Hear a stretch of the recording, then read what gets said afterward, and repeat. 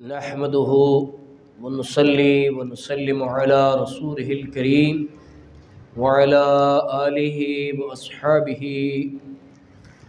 وأزواجه وذريته وابنه وحزبه وأولياء أمته وعلماء ملته وأهل سنته أجمعين. أما بعد فأعوذ بالله من الشيطان الرجيم. بسم الله الرحمن الرحيم. وما خلقت الجن والإنس إلا ليعبدون. صدق الله مولانا العظيم وبلغنا رسوله النبي الكريم الأمين ونحن على ذلك لمن الشاهدين والشاكرين والحمد لله رب العالمين. ان اللہ وملائکتہ یصلون علی النبی یا ایھا الذین آمنوا صلوا علیہ وسلموا تسلیما.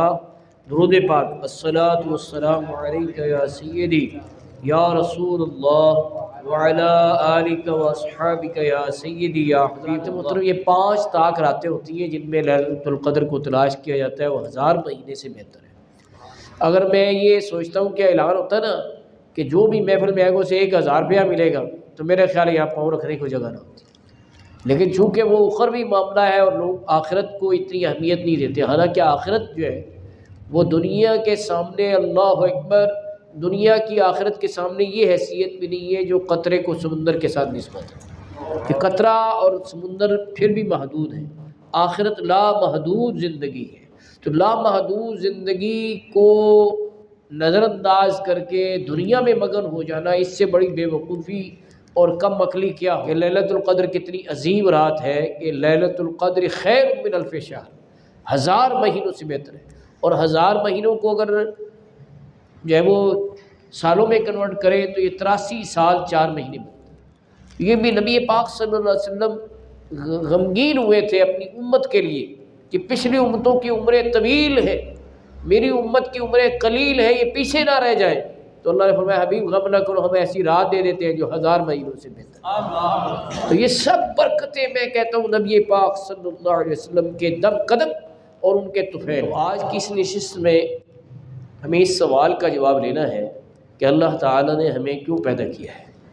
ہر چیز اللہ نے کسی وجہ سے بنائی ہے، کوئی چیز بے مقصد نہیں. قرآن کریم میں آتا ہے ربنا ما خلقت ھذا باطلا. کوئی چیز باطل، بے مقصد اور بیکار نہیں ہے. جب کوئی چیز بیکار نہیں تو پھر انسان بھی بیکار نہیں. انسان کو کوئی مقصد ہے، اسے کسی مقصد کے تحت پیدا کیا گیا ہے. تو سوال یہ کہ انسان کو کیوں پیدا کیا ہے. اور یہی اسی ضمن میں ایک بات اور ہے کہ جب انسان یا کوئی بھی چیز اپنی تخلیق کا مقصد پورا کرتی ہے تو وہ رہتی ہے، اور اگر پورا نہ کرے تو اسے پھینک دیا جاتا ہے. جیسے یہ مائک ہے، یہ آواز دے رہا ہے، ٹھیک ہے الحمدللہ، لیکن اگر یہ آواز دینا بند کر دے تو اسے پھینک دیں گے، بھئی یہ تو کام ہی نہیں کر رہا. ٹھیک ہے نا جی.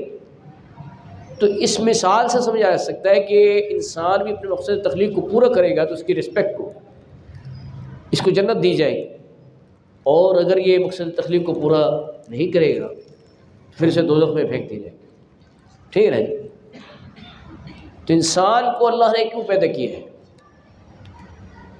قرآن کریم میں اللہ تعالیٰ ارشاد فرماتا ہے 27ویں پارے میں وَمَا خَلَقْتُ الْجِنَّ وَالْإِنسَ إِلَّا لِيَعْبُدُونَ. تو میں نے جنوں اور انسانوں کو اپنی عبادت کے لیے، اپنی بندگی کے لیے پیدا کیا ہے. انسان یہ سمجھا تھا کہ میں اس لیے دنیا میں آیا ہوں کہ میں بہت بڑی کوٹھی بناؤں، بہت بڑی گاڑی لوں، بہت سارا بینک بیلنس اکٹھا کروں. لیکن اگر یہ مقصد ہوتا تو انسان اپنے ساتھ لے کے جاتا. لیکن کوٹھی بھی یہیں رہ جاتی ہے، کار بھی یہیں رہ جاتی ہے، پیسے بھی، بلکہ پیسے سب سے پہلے جدا ہوتے ہیں بندے سے. یعنی جب بندہ مرتا ہے سب سے پہلے اس کی جیبیں خالی کر دیتے ہیں. یعنی اس کا پیسہ اس کی جیبوں میں ہوتا ہے نا، وہ جیبیں خالی کر دیتے ہیں. پھر جناب اس کے بعد غسل کی باری آتی ہے. غسل دے کے پھر اسے ایسا لباس پہناتے ہیں جس میں جیب کوئی نہیں کہ ہوتی ہے کوئی جیب، اور ایسی جگہ منتقل کرتے ہیں جس میں کوئی الماری نہیں، کوئی لاکر نہیں ہے. کہ ہوتا ہے کوئی نوکر؟ تو معلوم ہوا انسان مال کو بچا بچا کے سنبھال کے رکھ رہا تھا، ہاں جی، جمع مال معدد، مال کو جمع کیا اور اسے گنتا رہا کہ اتنا ہو گیا اتنا ہو گیا، لیکن وہ کیا ہوا؟ وہ سب کچھ وارثوں کا ہو گیا، یہ خالی ہاتھ۔ سکندر بادشاہ دنیا سے گیا تو مشہور ہے کہ اس نے وصیت کی تھی میرے ہاتھ خالی رکھنا، باہر رکھنا، کہ لوگوں کو یہ پتہ چل جائے جس نے آدھی سے زیادہ دنیا فتح کی ہے تو وہ دنیا سے خالی ہاتھ گیا ہے، وہ اپنے ساتھ کچھ، جس نے آدھی سے زیادہ دنیا فتح کی وہ نہیں کچھ لے گیا، تو آج دنیا میں کون لے کے جا سکتا ہے؟ تو وہ چیز جو ہے لے کے جاؤ جو ساتھ قبر میں بھی جائے، اور وہ کیا ہے؟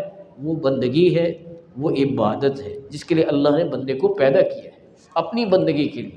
سب چیزیں اللہ نے انسان کے لیے بنائی ہیں، کھیتیاں انسان کی غذا کے لیے ہیں، جانور غذا کے لیے بھی ہیں، سواری کے لیے بھی ہیں، اور انسان کو اپنی عبادت کے لیے پیدا کیا ہے، جس کی طرف اشارہ کرتے ہوئے کہنے والا کہتا ہے کھیتیاں سر سبز ہیں تیری غذا کے واسطے، جانور پیدا کیے تیری وفا کے واسطے، چاند سورج اور ستارے ہیں ضیاء کے واسطے، سب جہاں تیرے لیے، سب جہاں تیرے لیے، اور تو خدا کے واسطے، سب جہاں تیرے لیے اور تو خدا کے واسطے ہے۔ جاگ لے افلاک کے سائے تلے، حشر تک سوتا رہے گا خاک کے سائے تلے۔ وہ یہاں جاگ لو گے تو وہاں آرام کی نیند ملے گی، یہاں جاگو گے نا وہاں آرام کی نیند ملے گی، وہاں پھر کوئی نہیں جگائے گا، جی وہاں پھر کوئی نہیں جگائے گا۔ امام احمد رضا رحمۃ اللہ فرماتے ہیں خاک ہو کر عشق میں آرام سے سونا ملا۔ بھئی جب عشق میں، عشق مصطفیٰ میں جب کوئی خاک ہو جاتا ہے اور جب خاک میں چلا جاتا ہے اسے آرام سے سونا ملتا ہے، بے فکر ہو کے سو جاتا ہے۔ وہ خاک ہو کر عشق میں آرام سے سونا ملا، جان کی اکسیر ہے الفت رسول اللہ کی۔ محبت مصطفیٰ کا چراغ روشن کرو، قبر بھی روشن ہو جائے گی اور وہاں نیند بھی بے فکر کی آئے گی، ہے جی۔ عشق سرکار کی ایک شمع جلا لو دل میں، بعد مرنے کے لحد میں بھی اجالا ہو۔ امام احمد رضا رحمۃ اللہ علیہ سے پوچھا گیا کہ جناب کہ قبر میں تو کوئی وینٹیلیشن نہیں ہے، کوئی روشن دان نہیں ہے، کوئی کھڑکی نہیں ہے، کوئی بلب نہیں ہے، کوئی چراغ نہیں ہے، کوئی ٹیوب لائٹ نہیں ہے، روشنی کیسے ہوگی؟ تو امام احمد رضا محدث بریلوی حضور کے سچے عاشق، قرآن و حدیث کے ترجمان، صاحب کنز الایمان امام احمد رضا خان، جنہوں نے 1000 سے زیادہ کتاب لکھی ہے۔ کتنی کتاب لکھی ہے؟ فتاوی رضویہ کتنی جلدوں میں ہے؟ 33 جلدوں کی۔ امام احمد رضا سے پوچھا گیا جی قبر میں وینٹیلیشن کوئی نہیں تو روشنی کا سامان کیا ہوگا؟ ہاں جی چراغ کہاں سے جلے گا؟ روشنی کہاں سے ہوگی؟ ہر طرف سے بند کر دیا، رشتہ دار خود ہی درزے بند کر کے چلے گئے کہ یہاں تھوڑا سا سوراخ ہے اس کو بھی بند کر دو، اس میں بھی سیمنٹ ڈال۔ قبر میں تنہا اکیلا چھوڑ کے آ جاتے ہیں اور ہر درز کو، ہر سوراخ کو بند کر کے چلے جاتے ہیں، اور اس اندھیری قبر میں محمد مصطفیٰ تشریف لاتے ہیں۔ ہاں جی تو پھر بتاؤ کہ سچا تعلق کس کا ہوا؟ تو وہ پنجابی والا کہتا ہے محمد بوڑھیا جھوٹا ہی جگ سارا، محمد بوڑھیا جھوٹا ہی جگ سارا، تے سچیاں پیارے محمد دیاں یاریاں نے۔ تو پھر یاری محمد مصطفیٰ صلی اللہ علیہ وسلم سے لگاؤ، ان کی غلامی میں آؤ، ان سے محبت کا رشتہ جوڑو، ان کی سنت اور ان کی شریعت کو شادی کا بھی ہر موقع پر ترجیح دے کے ان سے وفا کرو۔ پھر قبر میں جب وہ تشریف لائیں گے تو کیا معاملہ ہوگا؟ امام احمد رضا کہتے ہیں قبر میں لہرائیں گے تا حشر چشمے نور کے، جلوہ فرما ہوگی جب طلعت رسول اللہ کی۔ حضور تشریف لائیں گی تو قبر گل و گلزار ہو جائے گی۔ اور امام احمد رضا رحمۃ اللہ علیہ کہتے ہیں اس سے پہلے جو عشق مصطفیٰ کی دولت اور چراغ روشن کر کے جو قبر میں پہنچے گا تو اس کی قبر کیسے جگمگائے گی؟ کہتے ہیں لحد میں عشق رخ شاہ کا داغ لے کے چلے، لحد میں عشق رخ شاہ کا داغ لے کے چلے، اندھیری رات سنی تھی چراغ لے کے چلے، اندھیری رات سنی تھی چراغ لے کے چلے. یہ سنا تھا بڑی اندھیری رات ہے، ہر طرف سے درزیں بند ہو گئی ہیں، کوئی روشنی کا سامان نہیں، لیکن فرمایا عشق مصطفیٰ کا چراغ جس کے دل میں روشن ہے اس کی قبر قیامت تک جگمگاتی رہے گی. تو اس لیے یہ جو دولت عشق مصطفیٰ ہے اسے سینے میں سجائیں اور ایسے محفلوں میں آئیں، کیونکہ ان محفلوں میں یہ دولت تقسیم ہوتی ہے، طیبہ سے منگائی جاتی ہے، سینوں میں چھپائی جاتی ہے.